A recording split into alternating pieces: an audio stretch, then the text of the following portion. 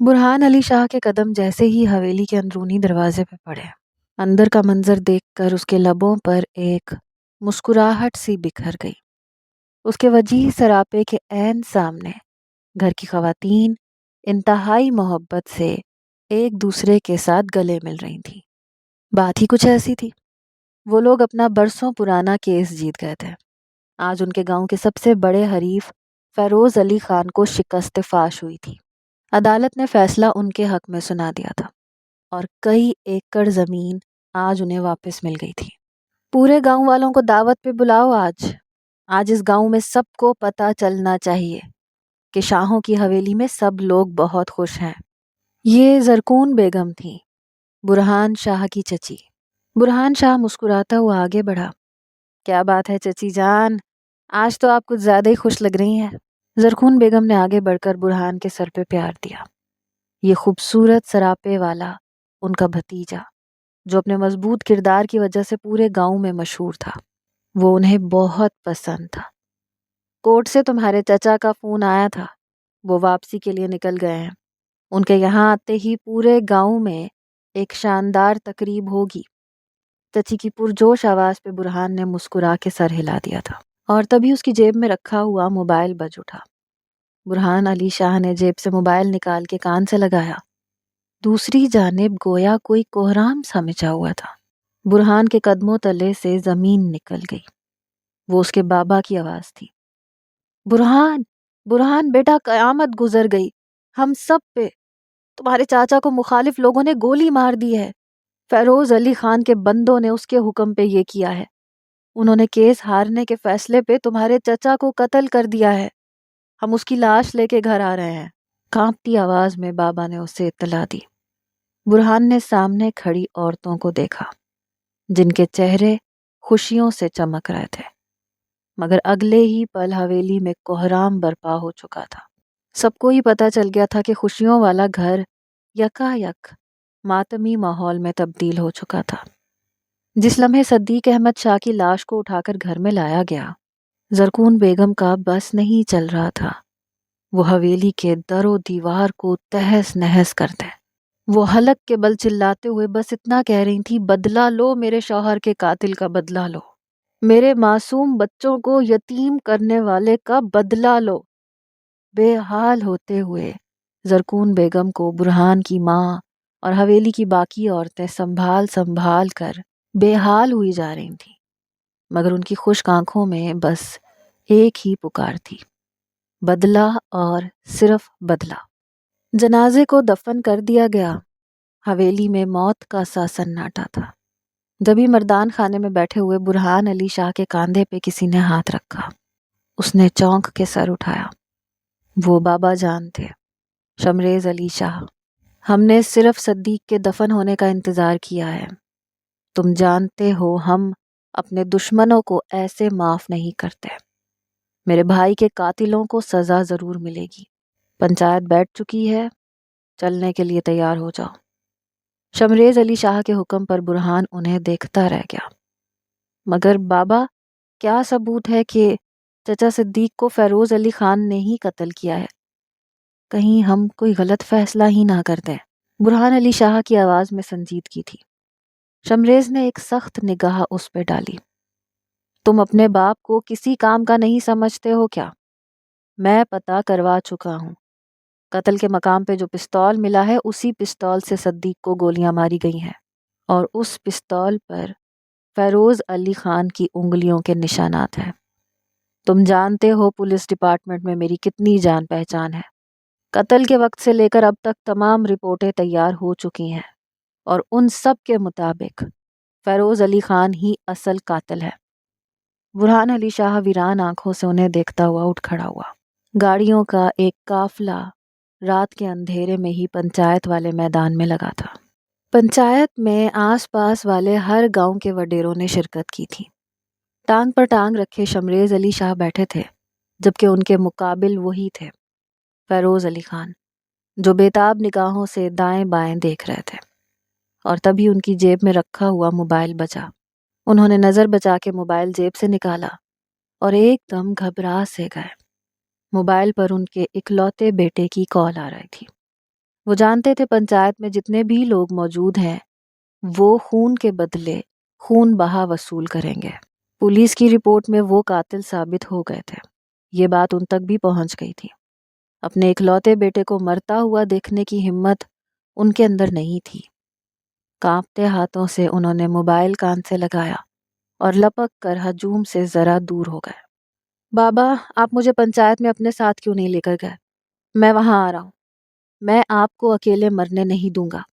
جب آپ نے کچھ کیا ہی نہیں ہے تو پھر یہ لوگ آپ سے خون بہا کیوں لیں گے؟ جوانی کے خون سے جوش کھاتے ہوئے ان کے بیٹے نے کہا تھا، مگر شمریز خان نے سخت لہجے میں اسے منع کر دیا۔ نہیں، تمہیں یہاں آنے کی کوئی ضرورت نہیں ہے۔ ابھی اسی وقت شہر کے لیے نکل جاؤ۔ اگر تمہیں اپنی زندگی پیاری ہے تو دوبارہ کبھی اس گاؤں میں نظر مت آنا۔ سختی سے کہتے ہوئے شمریز خان نے فون کاٹ دیا تھا۔ اگلے ہی پل وہ اپنے خصوصی ملازم کو ہدایات دے رہے تھے کہ زبردستی ان کے بیٹے کو شہر لے جایا جائے۔ فون کاٹ کر انہوں نے جیب میں رکھا اور ایک ٹھنڈی سانس لی۔ پنچایت کے لوگ انہیں بلا رہے تھے۔ ان کی کرسی خالی تھی۔ وہ خاموشی سے وہاں آ کے بیٹھ گئے۔ فیصلہ بالکل سیدھا اور سادہ ہے۔ میرے بھائی کے قتل کے بدلے خون بہا دینا ہوگا، اس کے جوان بیٹے کا خون۔ لیکن میں بے ضمیر انسان نہیں ہوں۔ میں اس قاتل کو معاف کرتا ہوں۔ انہوں نے نفرت سے فیروز علی خان کو دیکھا۔ تمام پنچایت حیرانی سے انہیں دیکھ رہی تھی۔ تو پھر آپ نے پنچایت بلائی ہی کیوں؟ یہ معافی نامہ آپ گھر میں بھی دے سکتے تھے۔ ایک وڈیرے نے حیرت سے ان سے سوال کیا تھا۔ تبھی وہ اپنی جگہ سے اٹھ کھڑے ہوئے۔ میں فیروز علی خان کی 16 سالہ بیٹی کو اپنے بیٹے برہان علی شاہ کے لیے مانگتا ہوں، تا عمر کے لیے، ان شرائط کے ساتھ کہ وہ کبھی پلٹ کر اپنے والدین کا چہرہ نہیں دیکھے گی۔ یہی اس کے قتل کی سزا ہے۔ شمریز علی شاہ کی آواز میں نفرت تھی۔ پنچایت میں سب پر سناٹا چھا گیا۔ فیروز علی بدک کے اپنی جگہ سے اٹھا۔ میں زبان کھینچ لوں گا اگر کسی نے میری بیٹی کا نام لیا۔ وہ معصوم ہے، اس کا اس سیاست اور لڑائی جھگڑے سے کوئی لینا دینا نہیں، فیروز علی خان چلاتے ہوئے کہہ رہے تھے، مگر پنچایت میں موجود سبھی افراد خاموش تھے۔ شمریز علی شاہ کے فیصلے کے خلاف جانے کی ان سب میں طاقت نہیں تھی، اور یہ تو گاؤں کے اصول تھے۔ قتل کے بدلے یا تو خون بہا دینا ہوتا تھا یا پھر بیٹی، اور سبھی جانتے تھے کہ فیروز علی خان قاتل ہے۔ اس کے تڑپنے کے باوجود شمریز علی خان نے پنچایتیوں کو اشارہ کر دیا تھا۔ فیروز علی خان کو گن پوائنٹ پر رکھ لیا گیا۔ چند ہی لمحوں میں دھول اڑاتی ہوئی گاڑیوں کا ایک قافلہ پھر سے پنچایتی میدان کے سامنے آن رکا۔ رات کی سیاہی میں خاموش آسمان نے دیکھا۔ شمریز علی شاہ نے اپنے کارندے کو اشارہ کیا، جس نے آگے بڑھ کے گاڑی کا دروازہ کھول دیا۔ اب 2 لہیم شہیم گارڈز سیاہ چادر میں لپٹے ایک نازک سے وجود کو گھسیٹتے ہوئے پنڈال کے اندر لا رہے تھے۔ برہان علی شاہ بے ساختہ اپنی جگہ سے اٹھ کھڑا ہوا۔ ناگواری اس کے چہرے پہ نمودار ہوئی۔ لمبے اور چوڑے دکھنے والے اس آدمی نے اس سیاہ چادر والی لڑکی کو لا کے برہان علی شاہ کے قدموں میں ڈال دیا۔ ایک سسکی برہان علی شاہ کے کانوں میں پڑی۔ اس نے بے اختیار نیچے گرے اس نسوانی وجود کو دیکھا، جس کی چادر اس کے سر سے ڈھلک گئی تھی۔ سیاہ ریشمی بال بکھر گئے تھے۔ بڑی بڑی آنکھوں میں بے تحاشا خوف تھا۔ وہ بہت مشکل سے کھڑے ہوتے ہوئے برہان علی شاہ کو ایسی نظروں سے دیکھ رہی تھی جیسے وہ کوئی موت کا فرشتہ ہو۔ یہی ہے فیروز علی خان کی بیٹی منال، یہ ہمارے ساتھ جائے گی۔ شمریز علی شاہ کی پتھریلی آواز پر جیسے برہان علی شاہ جاگ سا گیا۔ اس نے بے اختیار پنڈال میں آس پاس مردوں کو دیکھا جو دلچسپی بھری نگاہوں سے منال کے سراپے کا جائزہ لے رہے تھے۔ خود وہ لرزتی، کانپتی چادر سے اپنے وجود کو ڈھکنے کی ناکام کوشش کر رہی تھی۔ گاڑی میں ڈالو اسے، شمریز علی شاہ چلایا تھا۔ کارندے پھر سے آگے بڑھے، مگر اچانک برہان علی شاہ نے اپنا ہاتھ اٹھایا۔ رک جائیے، اسے ونی کرنے سے پہلے میں اس سے نکاح کروں گا۔ پنچایت میں ایک مرتبہ پھر سناٹا چھا گیا۔ فیروز علی خان نے بے یقین نگاہوں سے اس 25 سال کے برہان علی شاہ کو دیکھا، جس کے چہرے پر فیصلہ کن سختی تھی۔ اس کی بات مان لی گئی۔ فیروز علی خان بے بسی بھرے انداز میں اپنی پھولوں جیسی نازک بیٹی کو ان درندوں کے حوالے ہوتا ہوا دیکھتے رہے۔ نکاح ہو گیا اور شمریز علی شاہ فاتحانہ انداز میں فیروز علی کو دیکھتے ہوئے منال کو گھسیٹنے لگا، اسے اپنی گاڑی کی جانب لے جا رہا تھا۔ برہان علی شاہ نے بے بسی سے اپنے سر پہ ہاتھ پھیرا۔ وہ اس ظلم کے سخت خلاف تھے، مگر وہ مجبور تھا۔ چچا کا خون ابھی تک اس کی آنکھوں کے آگے گھوم رہا تھا۔ گاڑی میں برہان علی شاہ کے مقابل بیٹھی منال کی سسکیاں پوری گاڑی میں گونجتی رہیں، مگر برہان علی شاہ نے سختی سے اپنے لب بھینچے رکھے۔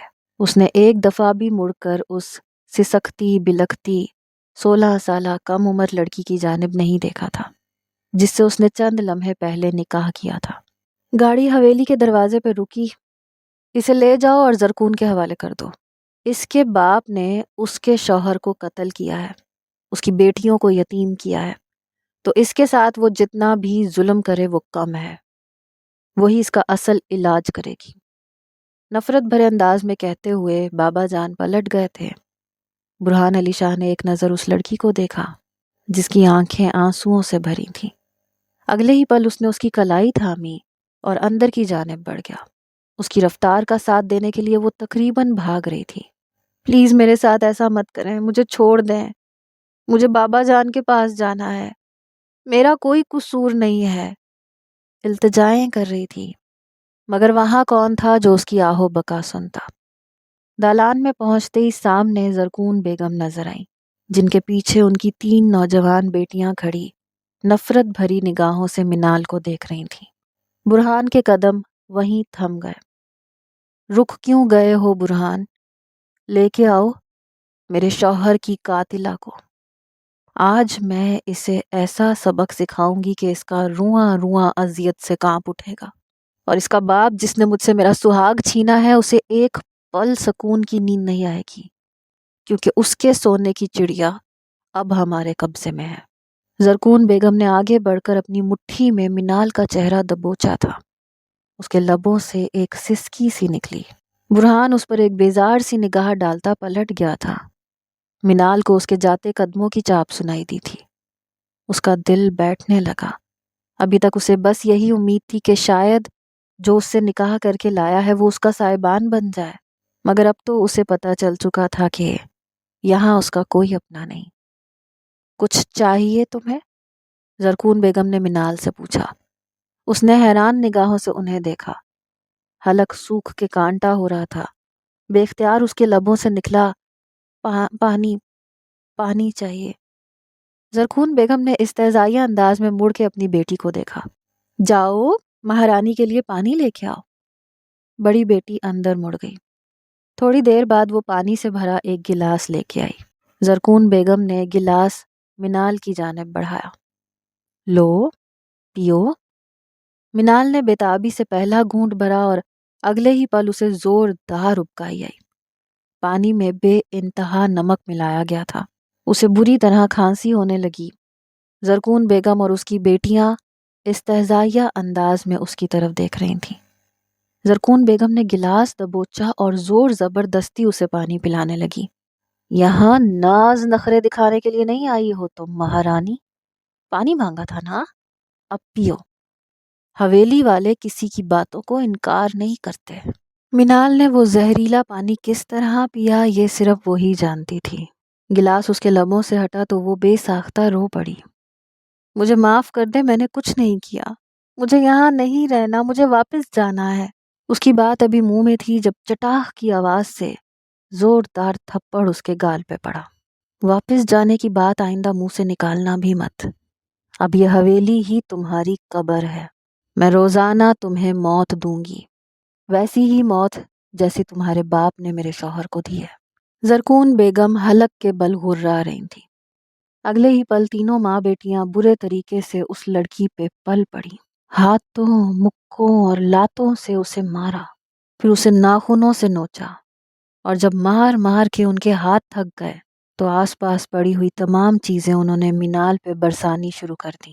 اسے مار مار کے ادموا کر دیا تھا۔ اس کے چہرے پہ، اس کے جسم پہ کئی نیل پڑ گئے تھے۔ اسے وہیں سسکتا چھوڑ کر وہ سب اپنے اپنے کمرے میں چلی گئیں۔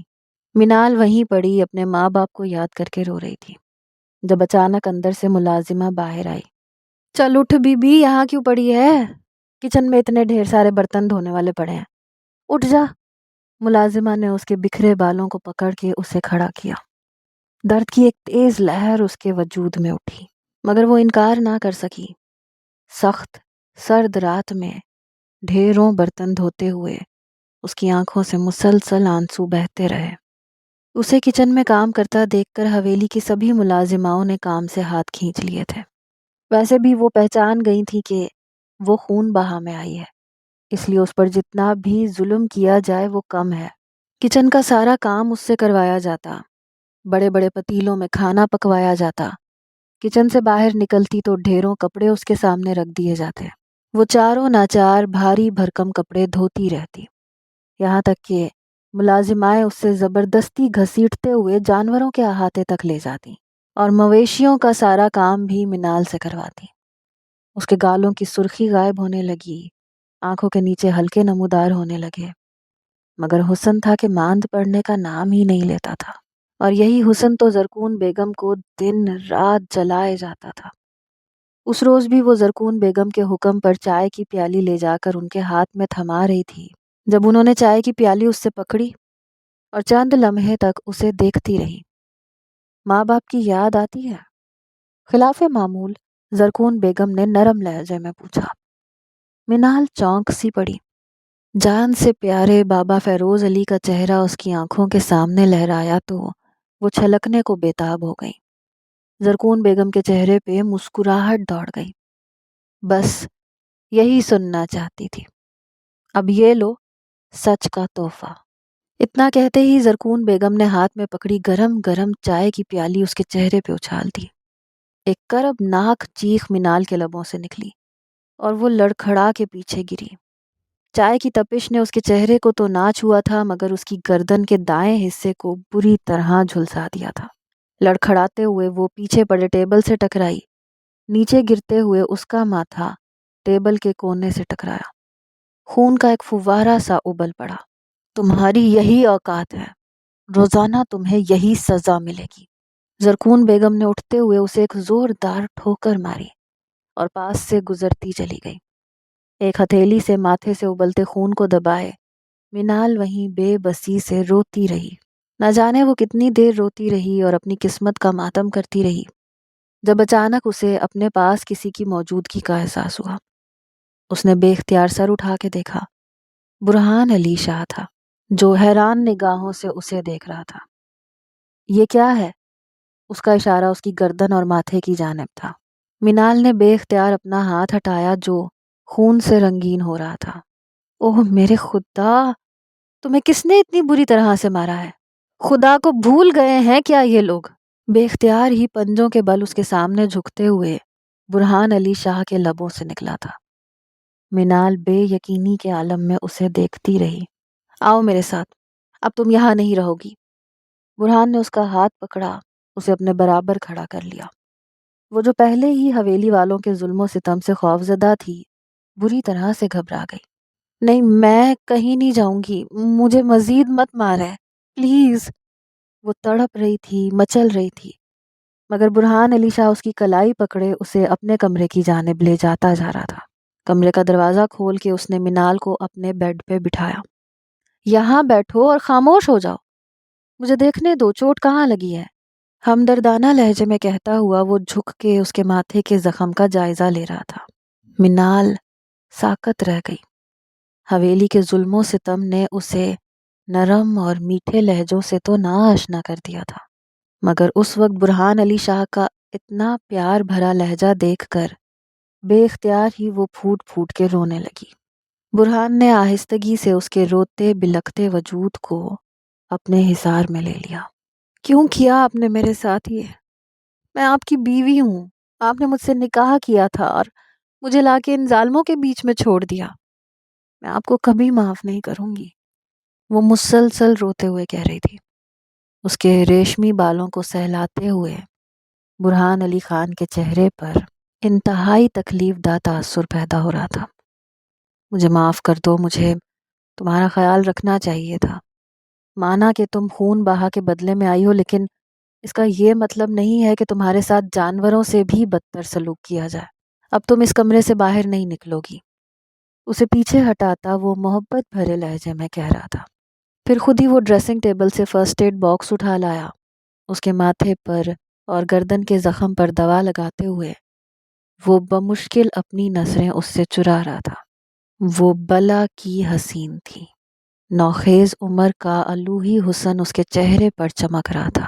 وہ دوا لگا چکا تو منال بھی خاموش ہو چکی تھی۔ خود پہ بڑی مشکل سے قابو پایا۔ نہ جانے کیوں وہ اس کے قیامت خیز حسن کے سامنے بے بس ہوا جا رہا تھا۔ برہان علی شاہ نے اپنی نگاہ بمشکل اس سے چرائی۔ کوشش کرنا کہ اس کمرے سے باہر مت نکلنا۔ باہر تمہارا کوئی ہمدرد نہیں ہے، بلکہ سب تم سے چچا صدیق کی موت کا بدلہ لینے کے لیے بےتاب ہے، جب تک تم اس کمرے میں محفوظ ہو۔ برہان علی شاہ نے اس کے اپنے کمرے سے نکلنے پہ پابندی لگا دی تھی۔ کمرے میں اس نے منال کے لیے ہر سہولت موجود کر دی۔ لیپ ٹاپ، موبائل، کتابیں، وہ جو مانگتی وہ اسے کمرے میں لا دیتا۔ بس اسے سختی سے تاکید کی تھی کہ وہ اس کے کمرے کا دروازہ کھول کے باہر نہیں نکلے گی۔ منال کو خبر نہ تھی کہ وہ یہ سب کچھ کیوں کہتا ہے، مگر اس نے خاموشی سے سر ہلا کے اس کی بات مان لی تھی۔ برہان علی شاہ اسے کمرے میں ٹھہرا کر خود کہیں چلا گیا تھا۔ وہ رات گئے کمرے میں واپس لوٹا تو تھکن اس کے چہرے سے آیا تھی۔ دروازہ کھول کے وہ اندر داخل ہوا تو ٹھٹک سا گیا۔ وہ نیچے زمین پہ سوئی ہوئی تھی۔ سیاہ بال اس کے چہرے کے اطراف میں پھیلے ہوئے تھے۔ وہ سوتے ہوئے بلا کی معصوم لگ رہی تھی۔ برہان شدید تھکاوٹ کا شکار تھا۔ خاموشی سے کپڑے تبدیل کر کے سونے کے لیے لیٹ گیا۔ نکاح تو اس نے کر لیا تھا، نہ تو اس کا دل منال کو حویلی والوں کے حوالے کرنے کو مان رہا تھا، نہ وہ اسے اپنی بیوی کے روپ میں قبول کر سکتا تھا۔ انہی سوچوں میں گم اس کی آنکھیں بند ہو گئیں۔ رات کے کسی پہر عجیب سے احساس نے برہان کی آنکھ کھولی۔ وہ چونک سا گیا۔ اس کے پیروں پر کسی کے نرم نرم ہاتھوں کا لمس تھا۔ وہ بوکھلا کے اٹھ گیا۔ کون ہے؟ اس نے پوچھا، ساتھ ہی ہاتھ بڑھا کے دیوار پہ لگا بٹن دبا دیا۔ کمرے میں روشنی بکھر گئی۔ سامنے ہی اس کے پیروں پر ماتھا ٹکائے، دونوں ہاتھوں سے اس کے پیروں کو جکڑے منال بری طرح سے سسکیاں لے رہی تھی۔ یہ اس کے آنسو اور ہاتھوں اور چہرے کی نرمی تھی جس نے برہان کو نیند سے جگا دیا تھا۔ کیا بات ہے منال؟ تم اس طرح کیوں رو رہی ہو؟ وہ بھی رات کے اس وقت؟ برہان گھبرا گیا۔ منال بے ساختہ سر اٹھا کے بولی، آپ بہت اچھے ہیں۔ آپ نے مجھ پہ بہت بڑا احسان کیا ہے۔ اگر آج آپ مجھے زرکون بیگم سے چھڑا کے اوپر نہ لاتے تو اس وقت مجھے باہر ٹھنڈے فرش پہ سونا پڑ رہا ہوتا، جیسے پچھلے کئی دنوں سے میں سو رہی تھی۔ میں آپ کا یہ احسان کیسے اتاروں گی؟ وہ بری طرح سسک رہی تھی۔ بڑی بڑی آنکھیں پانیوں سے بھر گئی تھیں۔ برہان علی نے بے اختیار ٹھنڈی سانس لی۔ اس کا دل بے قابو ہونے لگا تھا۔ وہ اس کے نکاح میں تھی، یہ احساس ہی بے حد طاقتور تھا۔ اس کی نظروں کا زاویہ بدلا تھا، مگر منال کم عمری کے باعث انہیں محسوس نہ کر پائی۔ وہ بے اختیار بیڈ سے نیچے اتر کر اس کے برابر دو زانو آ کے بیٹھ گیا۔ وہ اس کے انتہائی قریب تھی۔ اس کا وجود ہولے ہولے لرز رہا تھا۔ برہان نے ہاتھ بڑھا کے اس کے گالوں پر پھیلے آنسو صاف کیے۔ اس کی وارفتگی بڑھنے لگی، مگر اس سے پہلے کہ وہ آگے بڑھتا اسے یاد آ گیا کہ وہ حویلی میں کس حیثیت سے لائی گئی تھی۔ میں نے تم پہ کوئی احسان نہیں کیا، خاموشی سے جا کے سو جاؤ، اور نیچے مت سو، ادھر صوفے پہ سو جاؤ۔ برہان نے اسے سختی سے ڈانٹا اور اپنے خیالات کو جھٹکتا ہوا کمرے سے باہر نکلتا چلا گیا۔ وہ جانتا تھا اگر چند لمحے مزید وہ یہاں رکا تو نہ جانے کیا کر بیٹھے گا۔ وہ رات کا گیا، صبح بھی نہ لوٹا۔ منال کمرے میں بند پڑے پڑے اکتا گئی۔ جتنی موویز تھی سب اس نے دیکھ لیں، ساری کتابیں پڑھ لیں، مگر اس روز کا گیا برہان پھر کمرے میں نہ آیا۔ شاید اس کی خاص ہدایت تھی کہ ملازمہ اسے کھانا کمرے میں ہی دے جاتی تھی۔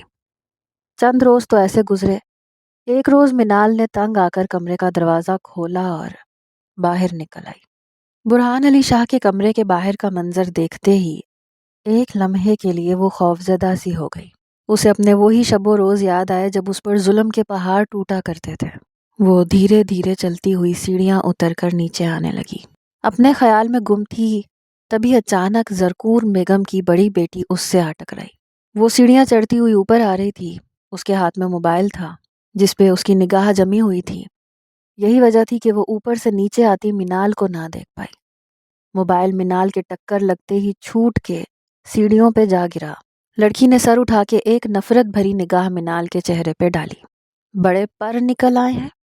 چاچو نے اپنے کمرے میں جگہ کیا دے دی؟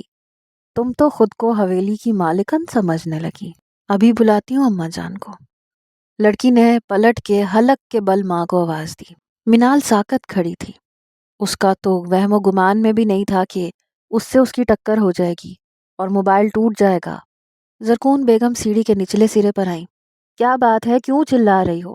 انہوں نے بیٹی سے پوچھا، اور تبھی ان کی نگاہ منال پہ پڑی۔ ان کے چہرے کے زاویے اچانک سے بدل گئے۔ منال کو دیکھتے وہ سیڑھیاں چڑھتے ہوئے اوپر آنے لگی۔ برہان کے کمرے میں خود کو بند کر کے سمجھتی ہو کہ تم محفوظ ہو گئی ہو؟ بولو، کیا قیمت ادا کی ہے برہان کو تاکہ وہ تمہیں اس کمرے میں رکھ لے؟ وہ استہزائیہ انداز میں کہہ رہی تھی۔ منال تڑپ کے بولی، آپ کے شوہر کا قتل میں نے نہیں کیا، میرے بابا بھی ایسے نہیں ہیں، آپ سمجھتی کیوں نہیں ہیں؟ منال کی بات ابھی منہ میں تھی جب اچانک زرکون بیگم کا ہاتھ اٹھا۔ بکواس کرتی ہے، زبان چلاتی ہے میرے آگے، چھٹانک بھرکی لڑکی۔ مگر اس سے پہلے کہ ان کا ہاتھ منال پہ جا پڑتا، جو سہم کے اپنے چہرے پہ دونوں ہاتھ رکھ کے نیچے جھک گئی تھی، زرکون بیگم کی کلائی کو کسی نے تھام لیا۔ وہ مضبوط ہاتھ کی گرفت تھی۔ زرکون بیگم نے بے اختیار پلٹ کے دیکھا، وہ برہان تھا۔ بس چچی جان، قتل میں اس لڑکی کا کوئی قصور نہیں ہے، اس کے باپ نے قتل کیا ہے اور میں ان کے اوپر کیس فائل کر رہا ہوں۔ جو بھی ہوگا وہ کورٹ میں ہم لوگ دیکھ لیں گے۔ آج کے بعد میری بیوی پہ کسی نے ہاتھ اٹھایا تو مجھ سے برا کوئی نہیں ہوگا۔ دو ٹوک انداز میں کہتے ہوئے برہان علی شاہ منال کا بازو پکڑے پھر سے اپنے کمرے کی جانب بڑھ گیا تھا۔ پیچھے زرکون بیگم پھٹی پھٹی نگاہوں سے کمرے کا دروازہ بند ہوتے دیکھ رہی تھی۔ انہیں یقین نہیں آ رہا تھا کہ یہ ان کا وہی بھتیجا تھا جس نے خود منال کو لا کے ان کے قدموں میں ڈالا تھا۔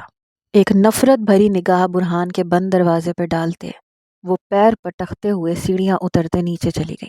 اندر داخل ہوتے ہی اس نے منال کو سختی سے بیڈ پہ دھکیلا اور بولا، تمہیں منع کیا تھا کہ یہاں سے باہر مت نکلنا، مگر تم سمجھتی کیوں نہیں ہو؟ وہ دبی دبی آواز میں چلایا۔ منال خاموش رہ گئی۔ دوسری جانب فیروز علی خان اپنے گھر میں آبدیدہ بیٹھے تھے۔ آج انہیں اپنی پیاری بیٹی منال کی بے حد یاد آ رہی تھی۔ جبھی ان کی بیوی ان کے لیے پانی کا گلاس لے کر آئی۔ دوا کھا لیں خان صاحب۔ مگر فیروز علی خان نے ان کا دوا والا ہاتھ پیچھے کر دیا۔ میرے دل کو قرار نہیں آئے گا، میری بیٹی ان ظالموں کے قبضے میں ہے۔ حالانکہ میں کئی بار پنچایتوں سے کہہ چکا ہوں کہ میں نے قتل نہیں کیا، مگر نہ جانے کیسے سارے ثبوت میرے خلاف ہیں۔ صدیق علی شاہ کو لگنے والی گولی میرے ہی نام پر لائسنس شدہ پستول سے نکلی ہے۔ یہ وہی پستول ہے جو کچھ عرصہ پہلے چوری ہو گئی تھی، مگر میں اس کی FIR درج کروانا بھول گیا تھا۔ اب مجھے سمجھ نہیں آ رہا میں سب کچھ کیسے ٹھیک کروں۔ فیروز علی خان سر پکڑے بیٹھے تھے۔ اچانک انہوں نے سر اٹھایا۔ میں ابھی آتا ہوں، اتنا کہہ کے وہ گھر سے باہر نکلتے چلے گئے۔ ان کا رخ شہر سے باہر کی جانب تھا۔ شہر میں وہ اپنے پرانے دوست کے سامنے بیٹھے اسے ساری کتھا سنا رہے تھے۔ وہ فوج میں ایک اعلیٰ عہدے پہ فائز تھا۔ ان کا دوست فرید غازی ساری بات سننے کے بعد سر ہلاتے ہوئے کہہ رہا تھا، فکر مت کرو، پولیس میں اونچے عہدوں تک میری جان پہچان ہے۔ میں بڑے وسیع پیمانے پر اس کیس کی چھان بین کروانے کا حکم دے دیتا ہوں۔ جلد ہی یہ کیس نئے سرے سے کھل جائے گا تو اصل قاتل کا پتہ بھی چل جائے گا۔ تمہیں پریشان ہونے کی ضرورت نہیں ہے۔ فرید غازی نے فیروز علی خان کو اچھی خاصی تسلی دے دی تھی۔ ان کا دل مطمئن ہو گیا۔ اسی روز ان کے گاؤں کے تھانے میں ایک نیا انسپکٹر آن پہنچا۔ یہ شکل سے ہی ایماندار تھا۔ اس کے کندھے پہ لگے ہوئے پھول بتاتے تھے کہ اس کی پہنچ کہاں تک ہے۔ ساری پرانی فائلیں نکالو۔ فیروز علی خان اور شاہ فیملی کے درمیان جھگڑا کتنا عرصہ پرانا ہے۔ کون کون ان دونوں کے مشترکہ دشمن ہیں اور ان دونوں کی لڑائی سے کس کو فائدہ ہو سکتا ہے۔ مجھے شام تک ساری تفصیلات چاہیے، آفیسر نے حکم دیا تھا۔ عملے میں گویا بھاگ دوڑ سی مچ گئی۔ فیروز علی خان بےتابی سے کرسی پہ بیٹھ کے اپنا پاؤں ہلا رہے تھے جب تھانے کے دروازے سے اندر برہان علی شاہ داخل ہوا۔ فیروز علی خان کو دیکھتے ہی وہ چونک سا گیا۔ فیروز علی خان بھی اسے دیکھ چکے تھے۔ وہ لپک کر اس تک آئے۔ میری بیٹی کیسی ہے؟ کہیں تم لوگوں نے اسے مار تو نہیں دیا؟ میں تمہیں کیسے یقین دلاؤں میں نے تمہارے چچا کو قتل نہیں کیا؟ فیروز علی خان کی آواز پر برہان علی شاہ کی آنکھوں میں نفرت ابھر آئی تھی۔ یہ تو وقت بتائے گا کہ آپ قاتل ہے یا نہیں، اور میں اس کا پتہ لگا کے رہوں گا۔ اس کی آواز میں عزم تھا۔ تبھی فیروز علی خان کو بھی غصہ آ گیا۔ یاد رکھنا برہان، میں اپنی بیٹی کو تمہاری حویلی سے واپس ضرور لے کے آؤں گا۔ اسے میں زیادہ دن وہاں تم درندوں کے بیچ میں رہنے نہیں دوں گا۔ ان کی آواز میں موت کی سی سختی تھی۔ برہان علی شاہ ٹھٹک سا گیا۔ یوں لگا جیسے اس کا دل ہاتھ میں آ گیا ہو۔ منال اس کی زندگی سے جانے کا خیال ہی جان لیوا تھا۔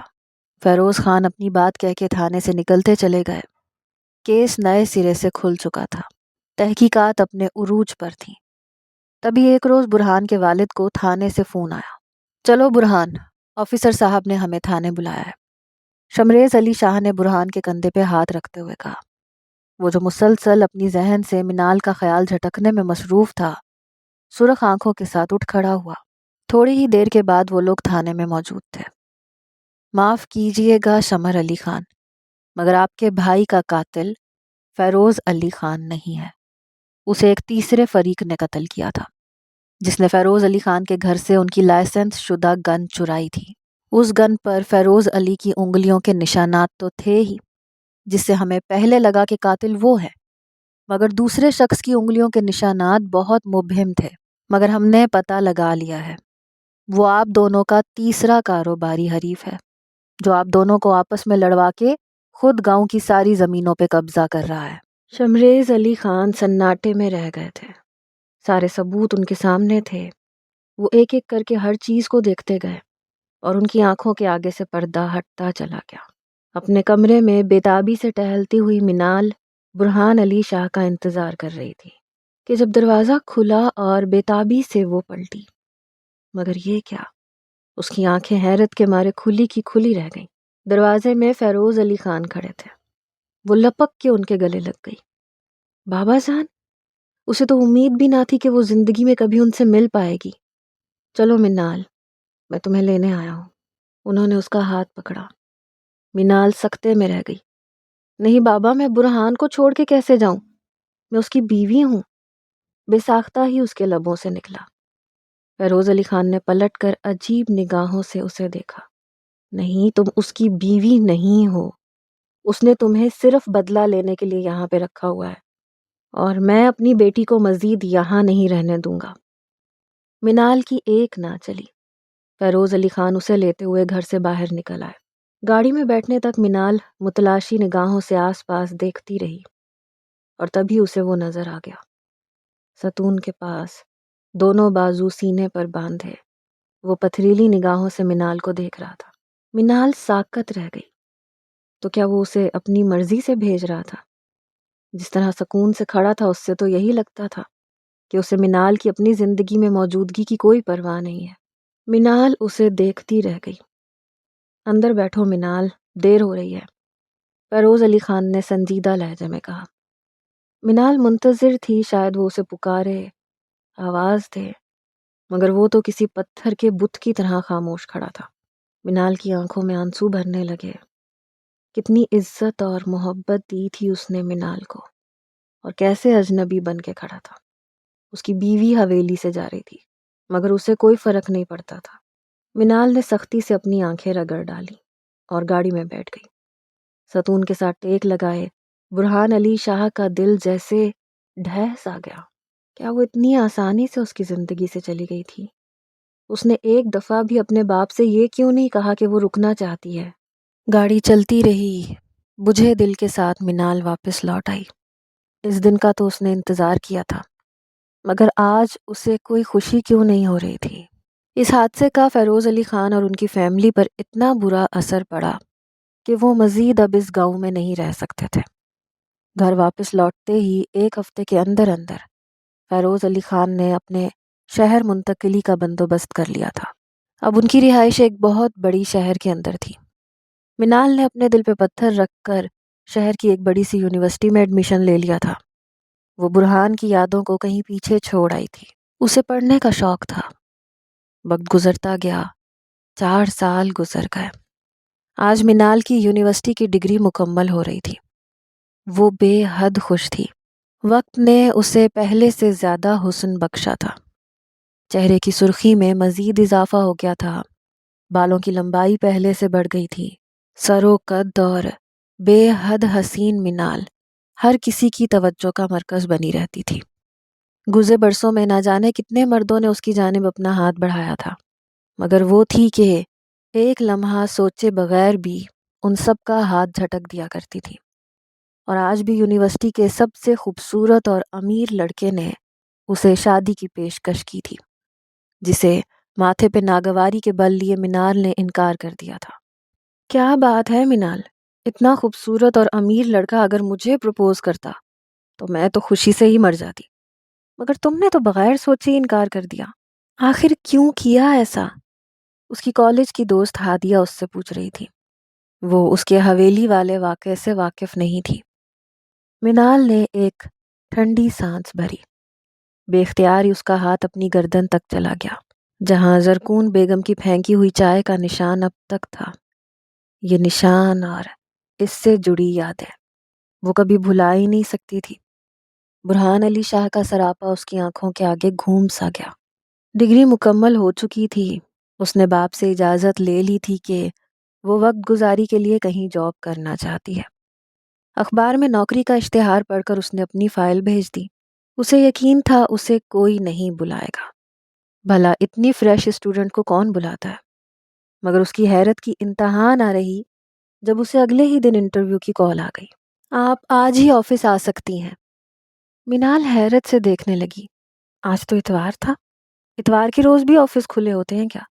اس نے حیرت سے پوچھا، مگر دوسری جانب سے سیکرٹری بے حد اصرار کر رہی تھی۔ جی ہاں، باس کا حکم ہے کہ آپ کو سلیکٹ کر لیا گیا ہے، اس لیے آج آپ کو لازم آنا ہے۔ منال نے کندھے اچکا دیے، مگر وہ کھٹک سی گئی تھی۔ لیکن بہرحال اتنا تو طے تھا کہ گارڈز اور سیکیورٹی کی موجودگی میں اسے کوئی نقصان نہیں پہنچ سکتا۔ ٹرائی کر لینے میں کیا حرج ہے؟ اگلی صبح وہ تیار ہو کر مطلوبہ آفس پہنچ چکی تھی۔ یہ دیکھ کر اسے اطمینان ہوا تھا کہ اتوار کے روز بھی کافی سارا عملہ آیا ہوا تھا۔ شاید کام کا لوڈ زیادہ تھا، اور کیوں نہ ہوتا۔ یہ ملک کی بہترین کمپنیوں میں سے ایک کمپنی تھی، جس کا مالک ابھرتا ہوا بزنس ٹائکون تھا۔ پورا اعتماد قدموں سے چلتی ہوئی منال باس کے کمرے کے سامنے جا پہنچی۔ سامنے سیکرٹری کھڑی تھی۔ آپ اندر جا سکتی ہیں۔ منال مسکرا کر اندر داخل ہوئی۔ سامنے ہی کرسی کی اونچی بیک سے ٹیک لگائے کوئی بیٹھا تھا۔ منال کے قدم وہیں زمین میں جم کے رہ گئے۔ سامنے کوئی اور نہیں بلکہ اس کا شوہر برہان علی شاہ تھا۔ منال کی آنکھوں میں زمین اور آسمان گویا گھوم سے گئے۔ آپ؟ بے اختیار اس کے لبوں سے نکلا۔ رک کیوں گئی؟ میں تم سے مل نہیں سکتا کیا؟ برسوں پرانے اس رشتے کو بھول گئی ہو جس میں تم ابھی تک بندھی ہو؟ برہان نے سنجیدگی سے پوچھا۔ نفرت کی ایک تیز لہر منال کے وجود میں جاگی، جو اس سے پہلے کہ آنسوؤں میں بدلتی، منال نے واپسی کے لیے اپنے قدم موڑ لیے، مگر اگلے ہی پل برہان نے اپنی کرسی چھوڑ دی تھی۔ وہ لپک کے آگے بڑھا اور دروازے کے ہینڈل پر رکھا منال کا ہاتھ تھام لیا۔ ایک بار پھر میری زندگی سے جا رہی ہو، اور وہ بھی مجھ سے پوچھے بغیر؟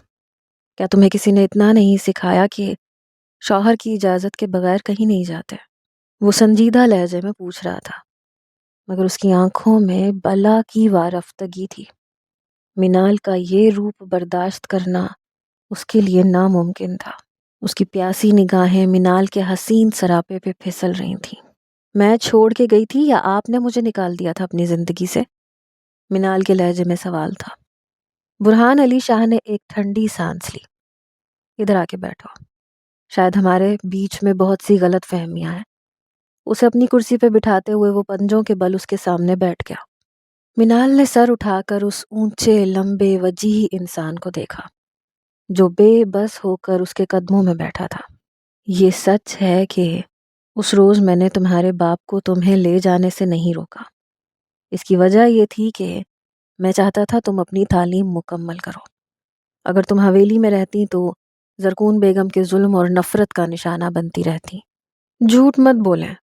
منال نے یخلخت اس کے ہاتھ سے اپنا ہاتھ چھڑایا، جسے آہستگی سے برہان علی شاہ نے دوبارہ تھام لیا۔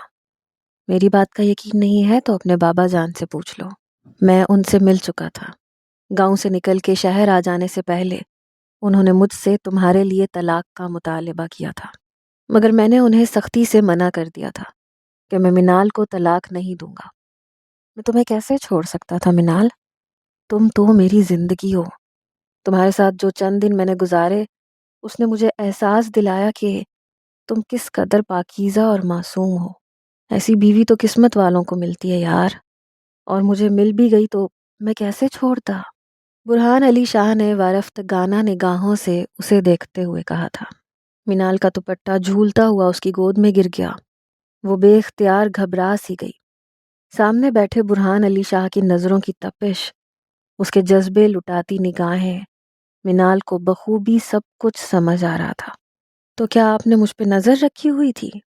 4 سال کے عرصے میں آپ ایک دفعہ بھی مجھے بتا نہیں سکتے تھے کہ آپ نے مجھے نہیں چھوڑا؟